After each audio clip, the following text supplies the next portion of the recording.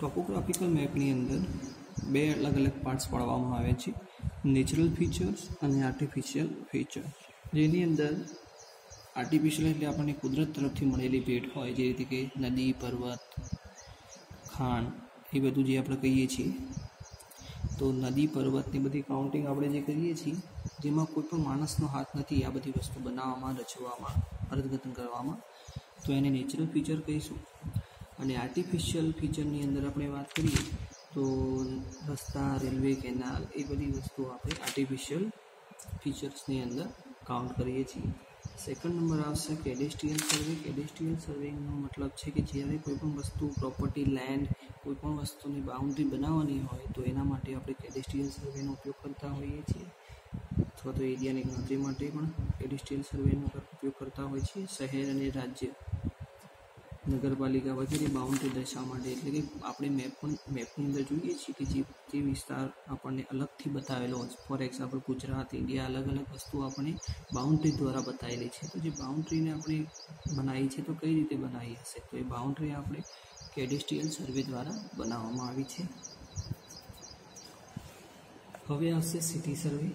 City એટલે કે city related જે પણ કામ હશે, શહેર રિલેટેડ જે પણ કામ હશે, તો એ બધી વસ્તુઓ આપણે સિટી સર્વેની અંદર કાઉન્ટ કરીએ છીએ. તો શહેરના રસ્તા, પછી પાણી પુરવઠા માટેની પાઇપલાઇન, પછી છે ગટર, એ બધી વ્યવસ્થા આપણે સિટી સર્વેની અંદર કરવામાં આવતી હોય છે. ઓકે, તો સૌપ્રથમ આપણે શું જોયું હતું? લેન્ડ સર્વે. લેન્ડ સર્વેની અંદર ટોપોગ્રાફિકલ સર્વે, કેડેસ્ટ્રીયલ સર્વે અને સિટી સર્વે. તો નંબર 1 શું હતું? લેન્ડ સર્વે. હવે આવશે સેકન્ડ નંબર મરીન એન્ડ હાઇડ્રોગ્રાફિકલ સર્વે. જે પાર્ટ બતાવ્યા તમને એ શું છે? આના કમ્પોનન્ટ છે, અલગ અલગ ભાગ છે લેન્ડ સર્વેના. હવે સેકન્ડ નંબર આવશે મરીન અને ગ્રાફિકલ સર્વે. તો મરીન એન્ડ ગ્રાફિકલ સર્વેની અંદર આપણે મરીન શબ્દ અથવા તો હાઇડ્રોગ્રાફિકલ સર્વે એટલે કે પાણી રિલેટેડ જે પણ કામ હોય, પાણીની અંદર કામ કરવાનું હોય, જે રીતે ડેમ હોય, હાર્બર હોય, બ્રિજ હોય, એ બધા કામ માટે આપણે મરીન એન્ડ હાઇડ્રોગ્રાફિકલ સર્વેનો ઉપયોગ કરતા હોઈએ છીએ. તો એની અંદર નદીનું ડિસ્ચાર્જ માપવું, દરિયાના કિનારા અને નદી કિનારોનું સર્વેક્ષણ કરવું, પછી દરિયાની ઊંડાઈ માપવી, એ બધું કામ આપણે શામાં? મરીન હાઇડ્રોગ્રાફિક સર્વેની અંદર કરતા હોઈએ છીએ. પછી આવશે એસ્ટ્રોનોમિકલ સર્વે. એસ્ટ્રોનોમિકલ તમને ખબર જ હશે, તો પણ એસ્ટ્રોનોમિકલ સર્વે એટલે કે સૂર્ય ઉપર અથવા તો ચંદ્ર ઉપર આ બધું જે આપણે કાઉન્ટ કરીએ છીએ કે સૂર્યનું ટેમ્પરેચર આટલું હશે, પ્રેડિક્શન કરીએ છીએ. ચંદ્ર ઉપર પછી કે ખાડાવાળી સપાટી છે, તારાઓ, આ બધું જે સર્વે કરીએ છીએ એ બધું એસ્ટ્રોનોમિકલ સર્વેની અંદર કાઉન્ટ થતું હોય છે. તો આપણા 3 પ્રકારના હતા પાર્ટ્સ. ફિલ્ડ સર્વેની અંદર base upon the nature of field, એની અંદર લેન્ડ સર્વે, મરીન અને એસ્ટ્રોનોમિકલ સર્વે. હવે આવશે base on object. Okay, next one છે આપણું base on object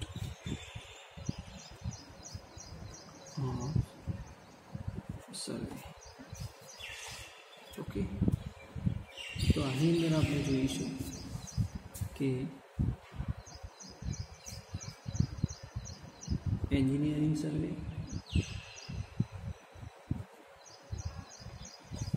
second number છે મિલિટરી સર્વે,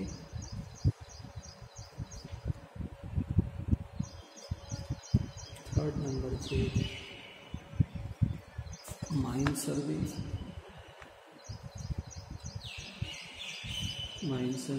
ફોર્થ છે આર્કોલોજીકલ સર્વે, ફિફ્થ નંબર છે જીઓલોજીકલ સર્વે. ઓકે, ફરી એક વખત રિપીટ કરી દઈએ આપણે કે બેઝ ઓન એટલે કે બેઝ ઓન ફિલ્ડ સર્વે, એની અંદર land survey, marine survey, astronomical survey. Base on ઓબ્જેક્ટની અંદર એન્જિનિયરિંગ સર્વે, મિલિટરી સર્વે, માઇન સર્વે, આર્કોલોજીકલ સર્વે અને જીઓલોજીકલ સર્વે. તો હવે આની અંદર થોડું જોઈ લઈએ. તો સૌ પ્રથમ છે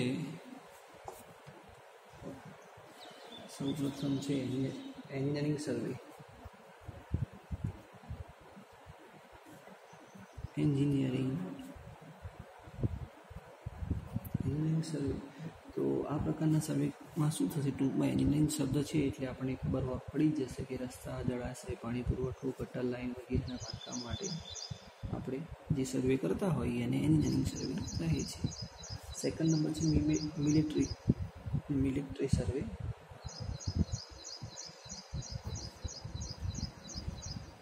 મિલિટરી સર્વેની અંદર શું થશે, લશ્કરી બાબતો લગતું સર્વેક્ષણ કરવામાં આવતા હોય, એટલે કે મિલિટરી રિલેટેડ જે પણ કામ હોય મિલિટરી સર્વેની અંદર કાઉન્ટ કરવામાં આવતા હોય છે. પછી છે માઇન સર્વે. આ શબ્દ તમારી માટે થોડો નવો હશે, અમુક લોકોને ખબર પણ હશે, અમુકને પહેલી વાર સાંભળ્યો હશે. તો માઇન સર્વે એટલે કે જમીનમાં ખનિજ તત્વો શોધવા માટે કરવામાં આવતો સર્વેક્ષણ. એટલે કે જે આપણી અર્થ છે એની નીચે કેટલી ઊંડાઈએ આપણને પાણી મળશે, કેટલી ઊંડાઈએ આપણને ઓઇલ મળશે, આ બધું જે સર્ચ કરવામાં આવે છે એને કહેવાશે માઇન સર્વે. પછી આવે છે આપણો આર્કોલોજીક સર્વે.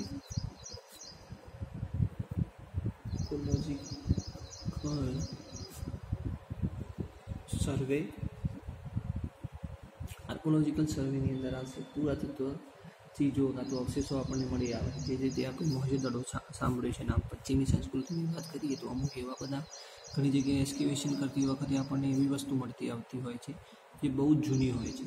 તો આ બધા પ્રકારના જે આપણને રિસર્ચ કામ થતા હોય એની પાસે જે રિસર્ચ કરવામાં આવે છે તો એને આર્કોલોજીકલ સર્વે કહે છે. પછી આવશે જીઓલોજીકલ સર્વે. તો જીઓલોજીકલ સર્વેની અંદર પૃથ્વીના પેટાળમાં વિવિધ સ્તરો અંગેની માહિતી, એટલે કે માઇન અને જીઓલોજીકલ સર્વેની અંદર થોડો જ ડિફરન્સ છે. આની અંદર શું છે, શું રહેલું છે, અને જીઓલોજીકલ સર્વેની અંદર શું છે કે પૃથ્વીના પેટાળમાં વિવિધ સ્તરો એટલે કે અલગ અલગ લેયરમાં આપણે અર્થ હોય, જે રીતે તમે કોઈ જગ્યાએ એક્સકેવેશન થતું હોય ફાઉન્ડેશનનું કામ, તો એની અંદર અલગ અલગ લેયરની સોઇલ આવતી હોય છે. તો અલગ અલગ લેયરની સોઇલ આવતી એ રીતે એની પૃથ્વીના પેટાળમાં અલગ અલગ લેયર છે, એના વિશે માહિતી આની અંદર મળતી હોય છે. હવે લાસ્ટ વન ટોપિક છે બેઝ ઓન ઇન્સ્ટ્રુમેન્ટ.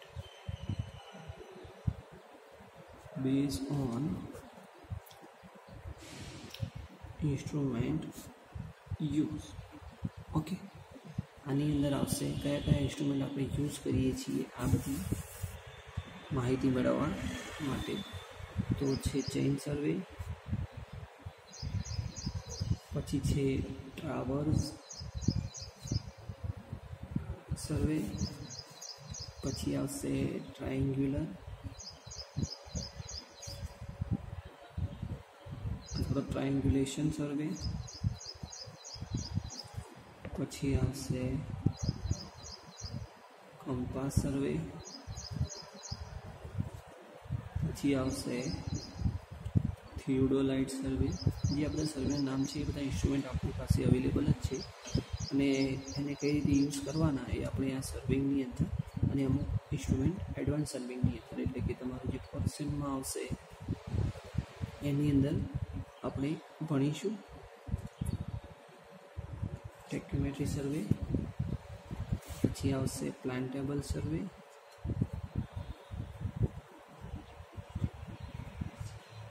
પછી ફોટોગ્રાફિક સર્વે,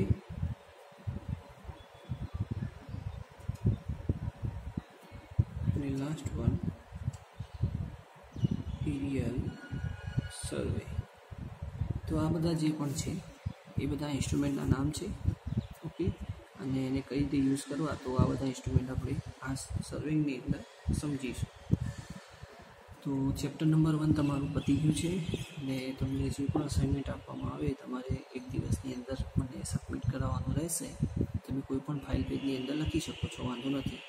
અથવા તો જો તમારે ફાઇલ પેજ ના બગાડવા હોય અથવા તો ફાઇલ પેજનો ખર્ચો ના કરવો હોય તો વ્યવસ્થિત આવો મોટી સાઇઝનો ચોપડો લઈ અને એની અંદર સારા એવા અક્ષરે લખાણ હોવું જોઈએ, કોઈ પણ જાતનું ચેકચાક ન હોવું જોઈએ તો પણ ચાલશે. ઇન શોર્ટ કે મારે સારા એવા અક્ષરે લખેલું અસાઇનમેન્ટ જોઈએ અને આ તમારે આજના દિવસમાં મને લખીને મોકલાવવાનું રહેશે. ફાઇલ પેજ ના વાંધો નથી, તમે સારો એવો ચોપડો વસાવી અને એની અંદર સારા અક્ષરે તમે લખી શકો છો. તો તમને ક્વેશ્ચન પણ મળી જશે અને આજનો ક્વેશ્ચન એ રહેશે કે પ્રિન્સિપલ ઓફ સર્વિંગ જે છે આના પહેલાં લેક્ચરમાં મેં તમને ચલાવ્યું હતું એ ક્વેશ્ચન તમારે તૈયાર કરી દેવાનો છે. કોઈ પણ સમયે હું તમારી પાસેથી ટેસ્ટ લઈશ અને તમને આવડવો જોઈએ, બરાબર. પ્રિન્સિપલ ઓફ સર્વિંગની અંદર work from whole to part અને location of point by measurement for 2 points, આ બંને મેથડ છે એ તમારે તૈયાર કરી દેવાની છે અને ગમે ત્યારે એટલે કે ટાઈમ ટેબલમાં અંદર વીકના લાસ્ટ ડે એટલે કે આઈ થિંક સેટરડે તમારો ટેસ્ટ રાખેલો છે, બરાબર. હું તમને એમ નથી કહેતો કે શનિવારે જ લઈશ, પણ ગમે ત્યારે તમારો ટેસ્ટ થઈ શકે છે. તો પ્રિન્સિપલ ઓફ સર્વિંગ તમારે તૈયાર કરવાનું રહેશે વિથ ફિગર. Thank you.